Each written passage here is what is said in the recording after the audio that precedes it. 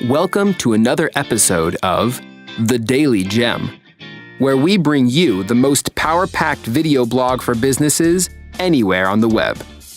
From new inventions to the best innovations, we deliver you world-class content every day. The Daily Gem, helping your business shine. Now, here's your host, Josh Schreier. Hi, this is Josh Schreier. I wanted to welcome you to another episode of The Daily Gem.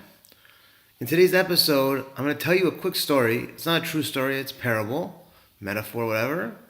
But it's a story that has changed my entire life, the way I look at business and the way I look at money. And I want to see if it has any kind of impact on you also. I saw the story first time in a book called The 4-Hour Workweek by Tim Ferriss. It became a bit of a phenomenon about 10, 12 years ago. And this story changed my entire life. So here's how it goes. It's called The Story of the Mexican Fisherman. So there was an investment banker in New York City making millions of dollars a year, but he was working 90, 100 hours a week, and he was totally miserable and burnt out. So he took a quick vacation to a small Mexican fishing village. And he's sitting out on the dock, and he looks out into the water, and he sees this small boat coming in. And he sees the gentleman get out holding 2 fish. He says, "Why are you only taking 2 fish?" The man says, "Senor, that's all I need for my family." He says, "Well, what do you do the rest of the day? It's only 11 o'clock in the morning."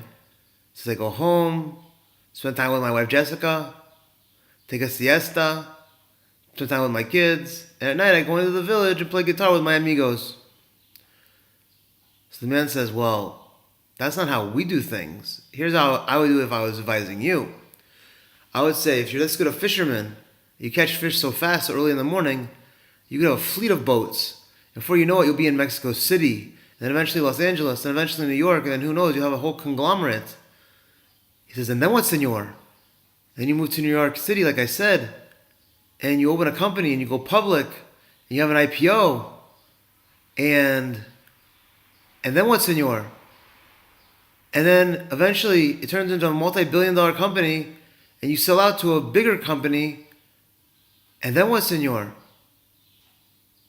He says, and he doesn't answer. He says, "Well, how long will this take, senor?" He says, "No more than about 20 years, 25 years. He says, "And then what?" "And then you go to a Mexican fishing village, retire, catch 2 fish every day, spend time with your wife and kids, take a siesta, and in the nighttime go into the village and play guitar with your amigos." Now, it might sound funny, but it's not funny at all. I'll tell you why. This is why this changed my life. You have to hear this. What is money to you? Is money a mechanism that enables you to do what you want to do with your life? Or is money a means in itself? All of us should know, if money is a means in itself, it doesn't get us where we want to get to, ever. If money is just the mechanism to do what you want to do to enjoy, so as Tim Ferriss describes in his book, the reason he brings the story is there's a movie in the 80s called Wall Street starring Charlie Sheen. And he says in the movie that he wants to make all these millions of dollars in Wall Street, so eventually he can motorcycle across China. So Tim Ferriss says in his book, how much does it cost to motorcycle across China? $10,000, $15,000, it won't be fancy. $20,000, not $1 million, not $10 million. Many of us have our dreams set on and work so hard to achieve our dreams when our dreams cost a lot less than what we're making is. If you can make what you need to support your dreams or live in countries, I'm fortunate to live in Israel, in a country where making American dollars goes a very long way. And plenty of other countries are like that. Most of South America is like that. A lot of Europe is like that. Asia is for sure like that. Thailand, places like this. What is your goal? Is your goal to live a life? Or is your goal to work all day? Again, if your goal is to work all day, so then be clear about that. There's nothing wrong with that. But make sure you know, because I heard this story, it changed my whole perspective. What do I have to make so much money for? If I can live the lifestyle I want on $50,000 a year or $40,000 a year, what's the benefit of $150,000? So Everyone has to be clear. What are we making money for? What are we working for? What is the ultimate goal? What is our ultimate end? We have that clear, and I think it's very important that we can make decisions in our life based on what we really want and not based on what society tells us we should have. Because what society says, if you don't have millions of dollars, then you can't enjoy the life. Well, that's not necessarily true. As again, Tim Ferriss elaborates on extensively in his book to point out that you can't just decide I want to live this life and then totally forget what you're living for. Does your family matter? Do your kids matter? Does your enjoyment matter? And again, if work is all that matters, be clear that that's your objective and make sure that everyone knows that. So they know whether or not to spend time with you, how to spend time with you, how to allot their time. If you say, all I care about is work and I want to work till I'm 95 years old, 50 hours a day. Whatever, 12 hours a day, 13 hours a day. Again, be clear about that in your own mind.